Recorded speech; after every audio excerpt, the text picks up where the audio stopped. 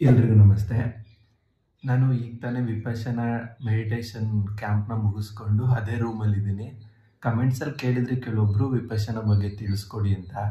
ವಿಪಶ್ಯನಾ ಬಂದು ಭಗವಂತ ಬುದ್ಧ ಅವರು ಕೊಟ್ಟಿರುವಂಥ ಟೆಕ್ನಿಕ್.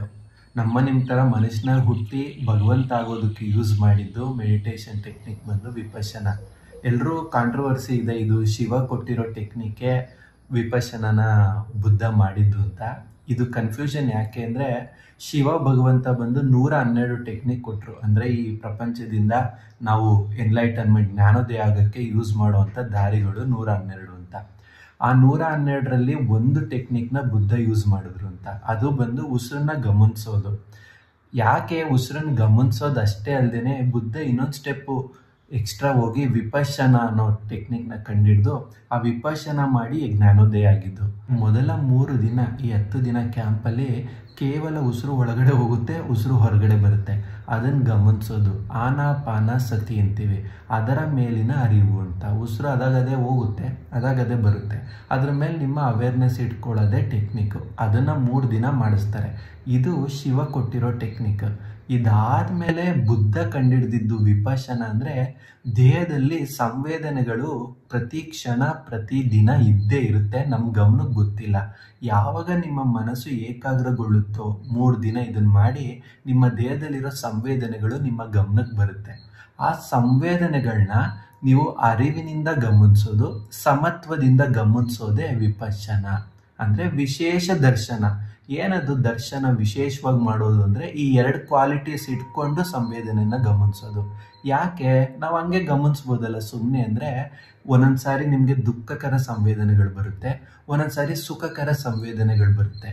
ನಮ್ಮ ಮನುಷ್ಯನ ಗುಣ, ನಾವು ಜನ್ಮ ಜನ್ಮಾಂತರದಿಂದ ಮಾಡ್ಕೊಂಡು ಬಂದಿರೋ ಅಂಥ ನನ್ನ ಪ್ರತಿಕ್ರಿಯೆ ತೋರಿಸೋವಂಥ ಗುಣ ಹೋಗಿಸ್ಕೊಳ್ಳೋಕ್ಕೋಸ್ಕರ ವಿಪಶ್ಯನಾ ಮಾಡೋದು. ಏನು, ಸುಖಕರ ಸಂವೇದನೆ ಬರುತ್ತೆ, ಒಂಥರ ಆಹ್ಲಾದಕರ ಸಂವೇದನೆ ಬಂದಿದ ತಕ್ಷಣ ನಾನು ಪ್ರತಿಕ್ರಿಯೆ ತೋರಿಸ್ತೀನಿ, ಇದು ಹೀಗೆ ಇರಲಿ, ಇನ್ನೊಂದು ಸ್ವಲ್ಪ ಹೊತ್ತು ಇರಲಿ ಅಂತ. ಅದು ನಮ್ಮ ಗುಣ. ಅದನ್ನು ಹೇಳ್ತಾರೆ ಆ ರಾಗ ಅಂತ.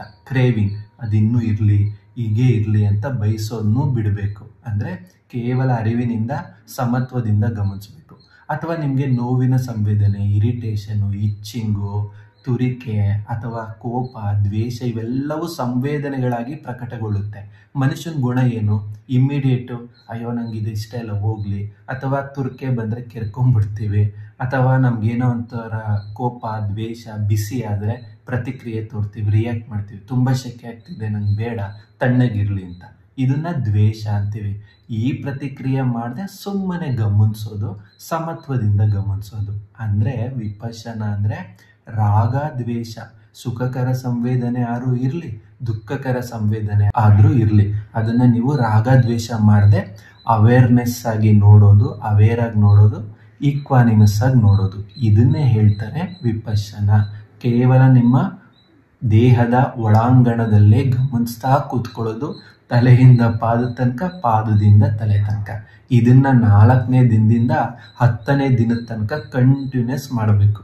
ಇಷ್ಟೇ ಮಾಡೋದಕ್ಕೆ ಯಾಕೆ ಅಷ್ಟೊತ್ತು ಅಂದರೆ, ನಮ್ಮ ಜನ್ಮ ಜನ್ಮಾಂತರದ ಸಂಸ್ಕಾರ ಏನಿದೆ, ನಮ್ಮಲ್ಲಿ ಸುಖಕರ ಬಂದರೆ ಪ್ರತಿಕ್ರಿಯೆ ಮಾಡ್ತೀವಿ, ದುಃಖಕರ ಬಂದರೆ ದ್ವೇಷದ ಪ್ರತಿಕ್ರಿಯೆ ಮಾಡ್ತೀವಿ. ಇದನ್ನು ಹೋಗಿಸ್ಕೊಳ್ಳೋಕ್ಕೆ ಪ್ರಯತ್ನ ಪಡೋಕ್ಕೆ, ನಮಗೆ ಟೆಕ್ನಿಕ್ ಅರ್ಥ ಆಗೋಕ್ಕೆ ಅವರು 6 ದಿನ ಮಾಡಿಸ್ತಾರೆ. ಯಾವಾಗ ನೀವು ರಾಗನೂ ಮಾಡಿದೆ, ದ್ವೇಷನೂ ಮಾಡಿದೆ, ಕಂಟಿನ್ಯೂಸ್ ಅವೇರಾಗಿ ಗಮನಿಸ್ತೀರಾ ವಿತೌಟ್ ರಿಯಾಕ್ಷನ್ನು, ನಿಮಗೆ ಅದರ ಬೆನಿಫಿಟ್ ಗೊತ್ತಾಗುತ್ತೆ. ನಿಮ್ಮ ಕರ್ಮದ ಸಂಸ್ಕಾರಗಳು ಅಂತಾರೆ, ಸಂಸ್ಕಾರಗಳು ಕಟ್ಟಾಗಕ್ಕೆ ಶುರು ಆಗುತ್ತೆ. ಆಟೋಮೆಟಿಕಲಿ ನಿಮ್ಮಲ್ಲಿರುವಂಥ ಜನ್ಮ ಜನ್ಮಾಂತರದ ಸಂಸ್ಕಾರಗಳು, ಕರ್ಮದ ಸಂಸ್ಕಾರಗಳು ತೊಳೆದೋಗುತ್ತೆ. ಇದು ಭಗವಂತ ಬುದ್ಧ ಅವರು ಕಂಡುಹಿಡಿದಿದ್ದು. ಈ ಟೆಕ್ನಿಕ್ ಬಂದು ಬುದ್ಧನೇ ಇನ್ವೆಂಟ್ ಮಾಡಿರೋದ್ರಿಂದ ಒಂದು ಸ್ಟೆಪ್ಪು ಮುಂದೆ ಹೋಗ್ತಾರೆ. ಇಷ್ಟೊಂದು ಕಡೆ ನೋಡಿದ್ದೀವಿ ಯೂಟ್ಯೂಬಲ್ಲಿ, ಎಲ್ಲರೂ ಕೂಡ ಜ್ಞಾನನ ಹೇಳೋವಂಥವ್ರೆ, ಆದರೆ ಪ್ರಾಕ್ಟಿಕಲ್ ಆಗಿ ಪ್ರಾಕ್ಟೀಸ್ ಮಾಡಬೇಕು ಅಂದರೆ ಯಾರೂ ಕೂಡ ರೆಡಿ ಇರಲ್ಲ. ಮೇಯ್ನಾಗಿ ನಾವು ಎಷ್ಟೇ ಜ್ಞಾನ ತುಂಬಿಕೊಂಡ್ರೂ ಕೂಡ ಪ್ರಾಕ್ಟೀಸ್ ಮಾಡೋದು ಅಷ್ಟು ಇಂಪಾರ್ಟೆಂಟ್. ನಿಮಗೆ ಜ್ಞಾನನೇ ಇಲ್ಲ ಅಂದರೂ ಪರವಾಗಿಲ್ಲ, ಪ್ರಾಕ್ಟೀಸ್ ಮಾಡ್ತಾ ಹೋದರೆ ಆ ಪ್ರಾಕ್ಟೀಸು ನಿಮ್ಗೆ ಏನು ಜ್ಞಾನ ಬೇಕೋ ಆ ಟೈಮ್ಗೆ ಕೊಡುತ್ತೆ. ಅದಕ್ಕೆ ಹೇಳ್ತೀವಿ, ಎಲ್ಲರೂ ಮಾತಾಡು ಅಂದರೆ ವೇದಾಂತ ಎಲ್ಲ ಮಾತಾಡ್ತೀವಿ, ಅದು ಪ್ರಾಕ್ಟೀಸ್ ಮಾಡಬೇಕಾದ್ರೇ ಇರೋದು ನಿಜವಾಗ್ಲೂ ನಾವು ಎಷ್ಟು ಪ್ರೋಗ್ರೆಸ್ ಆಗಿದ್ದೀವಿ, ಎಷ್ಟು ನಾವು ಆಧ್ಯಾತ್ಮದಲ್ಲಿ ಬೆಳೆದಿದ್ದೀವಿ ಅಂತ ಗೊತ್ತಾಗೋಕ್ಕೆ. ಅದು ಬಂದು ಬುದ್ಧ ಅವರು ಕಂಡುಹಿಡಿದಿದ್ದು. ಆ ಕಾರಣಕ್ಕೆ ಈ ವಿಪಶ್ಯನೆಯಿಂದ ಅವರು ಯುಗ ಪುರುಷ ಆಗಿರೋದು.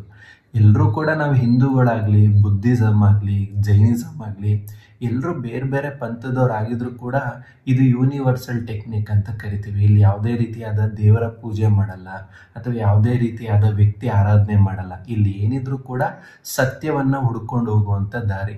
ಇಲ್ಲಿ ಮೇಯ್ನಾಗಿ ಥಿಯರಿ ಕಡಿಮೆ, ಕೇವಲ ಸಾಯಂಕಾಲ 1 ಅವರ್ ಇರುತ್ತೆ.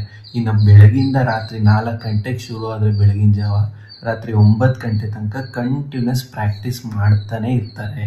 ಆ ಕಾರಣಕ್ಕೆ ಯಾವಾಗ ನಾವು ಕಂಟಿನ್ಯೂಟಿ ಮಾಡ್ತಾ ಹೋಗ್ತೀವಿ ಪ್ರಾಕ್ಟೀಸ್ನ, ನಿಮಗೆ ಆಧ್ಯಾತ್ಮದಲ್ಲಿ ಒಂದು ಝಲಕ್ ನಿಮಗೆ ಗೊತ್ತಾಗುತ್ತೆ ಸಾಧನೆಯಲ್ಲಿ. ಆ ಕಾರಣಕ್ಕೆ ನಾನು ಎಲ್ಲ ಸಜೆಸ್ಟ್ ಮಾಡೋದು, ನೀವು ಎಲ್ಲರೂ ಕೂಡ 10 ದಿನದ ಕೋರ್ಸ್ನ ನೀವು ಟ್ರೈ ಮಾಡಲೇಬೇಕು. ಅದಕ್ಕೋಸ್ಕರ ನಮಗೆ ಇಲ್ಲಿ ಫ್ರೀ ಕ್ಯಾಂಪ್ ಕೊಟ್ಟು ಯಾವುದೇ ರೀತಿಯಾದ ಚಾರ್ಜಸ್ ಅಪ್ಲೈ ಮಾಡಿದೆ. ನಿಮಗೆ ಇಷ್ಟ ಇದ್ದರೆ ಕೈಲಾದಷ್ಟು ಕೊನೆಯಲ್ಲಿ ಡೊನೇಷನ್ ಕೊಡ್ತಾ ಹೋಗ್ಬೋದು. ಬಟ್ ನಾನು ಸಜೆಸ್ಟ್ ಮಾಡೋದೇನೆಂದರೆ, ಯಾರೇ ಕೂಡ ಡೈರೆಕ್ಟಾಗಿ 10 ಡೇಸ್ಗೆ ನೀವು ಇಲ್ಲಿ ಬಂದರೆ ನಿಮಗೆ ಸ್ವಲ್ಪ ಕಷ್ಟ ಆಗೋದಂತೂ 100%. ಆ ಕಾರಣಕ್ಕೆ ಮನೆಯಲ್ಲೇ ಕೂತು ಅಭ್ಯಾಸ ಮಾಡಿ. ಮೊದಲು ನೀವು 1 ಅವರ್ ಕೂತ್ಕೊಳ್ಳೋಷ್ಟು ರೆಡಿ ಇರಬೇಕು. ಯಾಕಂದರೆ ಇಲ್ಲಿ ನೋಡ್ತೀವಲ್ವ, ನ್ಯೂ ಕಮರ್ಸು ತುಂಬಾ ಸ್ಟ್ರಗಲ್ ಮಾಡ್ತಾರೆ. ಯಾಕಂದರೆ ಧ್ಯಾನ ಅಂದರೆ ಅವ್ರು ಬೇರೆ ಏನೋ ಕಾನ್ಸೆಪ್ಟ್ ತಲೆಯಲ್ಲಿ ಇರುತ್ತೆ. ಇಲ್ಲಿ ಬಂದಿದ ತಕ್ಷಣ ಅವ್ರಿಗೆ ತುಂಬಾ ಕಷ್ಟ ಆಗುತ್ತೆ. ಯಾಕಂದರೆ ಅವ್ರಿಗೆ ಅಷ್ಟೊತ್ತು ಕೂತು ಅಭ್ಯಾಸ ಇರಲ್ಲ. ಆ ಕಾರಣಕ್ಕೆ ನೀವು ಮನೇಲೇ ಪ್ರಾಕ್ಟೀಸ್ ಮಾಡಿ, ಅಥವಾ ನೀವು ನಿಯರೆಸ್ಟ್ ಯಾರು ವಿಪಶ್ಯನ ಗೊತ್ತಿರೋರ ಹತ್ರ ಕೋರ್ಸ್ ತೊಗೊಳ್ಳಿ. 1 ದಿನ 3 ದಿನದ ಕೋರ್ಸ್ ಮಾಡಾದಮೇಲೆ ಯಾವಾಗ ನಿಮ್ಮ ಮನಸ್ಸು ಕೂತ್ಕೊಬೋದು ಅನ್ನೋದು ಅಷ್ಟು ರೆಡಿ ಆಗುತ್ತೆ. ಅದಾದಮೇಲೆ ಇಲ್ಲಿಗೆ ಬಂದರೆ ಲೈಫ್ ಟೈಮ್ ಒಂದು ದೊಡ್ಡ ಎಕ್ಸ್ಪೀರಿಯನ್ಸ್, ಮತ್ತು ನಿಮಗೆ ಪ್ರಾಕ್ಟಿಕ್ಯಾಲಿಟಿ, ಆಧ್ಯಾತ್ಮದ ಸಾಧನೆ ಅಂದರೆ ಏನು ಅಂತ ನಿಮಗೆ ಗೊತ್ತಾಗುತ್ತೆ. ಕೇವಲ ಇದು ಆಧ್ಯಾತ್ಮ ಸಾಧನೆಗೆ ಅಷ್ಟೇ ಅಲ್ಲದೆ, ಯಾವಾಗ ನಿಮ್ಮ ಕರ್ಮ ಕಳೀತಾ ಹೋಗುತ್ತೆ, ನೀವು ಪ್ರಪಂಚದಲ್ಲೂ ಕೂಡ ಇಮಿಡಿಯೇಟ್ ಸಕ್ಸಸ್ನ ಕಾಣ್ತೀರಾ. ಅದು ಬೈ ಪ್ರಾಡಕ್ಟ್, ಅದ್ರ ಹಿಂದೆ ಹೋಗಬಾರ್ದು. ಬಟ್ ಇದು ಒಂದು ಕಾನ್ಸಿಕ್ವೆನ್ಸಸ್. ಯಾವಾಗ ನಾವು ನಮ್ಮಲ್ಲಿರೋ ಕಲ್ಮಶಗಳನ್ನ ತೊಳ್ಕೊತೀವಿ, ನೀವು ಪ್ರಪಂಚದಲ್ಲಿ ನೀವು ಆಟೋಮೆಟಿಕಲಿ ಪ್ರೋಗ್ರೆಸ್ ಆಗ್ತೀರಾ. ಅದ್ರ ಜೊತೆ ನಿಮ್ಮ ಕರ್ಮ ಕಳೆದು ನೀವು ಸ್ಪಿರಿಚುವಲಿನೂ ಪ್ರೋಗ್ರೆಸ್ ಆಗ್ತೀರಾ. ಒಂದು ಸಾರಿ ಎಲ್ಲರೂ ಕೂಡ ಮನಸ್ಸು ಮಾಡಿ ವಿಪಶ್ಯನ 10 ಡೇಸ್ ಕೋರ್ಸ್ನ ತೊಗೊಳಕ್ಕೆ ಪ್ರಯತ್ನ ಪಡಿ. ತಗೊಂಡು ಅದಾದಮೇಲೆ ನೀವೇ ಹೇಳ್ತೀರಾ ಇದ್ರ ಬೆನಿಫಿಟ್ ಹೇಗಿದೆ ಅಂತ.